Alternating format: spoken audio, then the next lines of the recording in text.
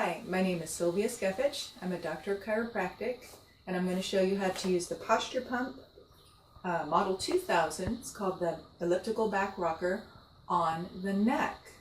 This is Evelyn von Notbeck. She is our staff massage therapist, and she's our model today. So when we use this model on the low back, we have the cords coming off to the right. That's how it was designed, and if you forget, your box will show you that the cords are coming off to the right. But when I use it on the neck in my office, we just flip it around the other way. It seems to be more comfortable this way and have a greater beneficial effect. If you have the cords coming off to the left, just switch it from what you do on the low back.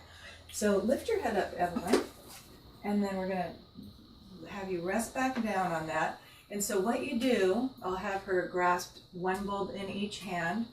You tuck it down under the neck as far as it is comfortable to do so. You don't really want it onto the upper back line and shoulders. You do want it under the neck, but tuck down as far as possible. So we're going to make sure it's by pressing the white buttons that all of the air has been let out before we begin. And so she's releasing any residual air in there. And then now the way that we're going to use this is using a craniosacral sensibility. So instead of pumping and getting like a big tractional effect, she's going to just put one pump in on the lower ballast or whichever ballast until she feels anything happen in her body at all. And did you feel some kind of change? And how would you describe that change? Pressure.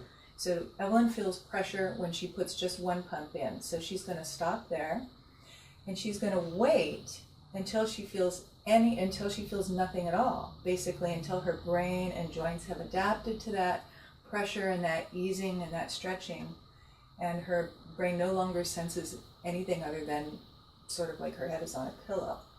And that could take it depends on the amount of time, just depending on the person. It might be 30 seconds, 90 seconds. And has your body accommodated to that? So now she can switch the bulb that she's using, put a pump or two in there until she feels anything at all, any kind of change from what she was at before. It sounds like she put in 2 this time. She can decide whether she wants to use the upper ballast, because the ballasts are oriented vertically, or the lower ballast. When I use it, I tend to use the lower ballast a lot and the upper ballast very little. So that's just depending on the shape of your neck curve.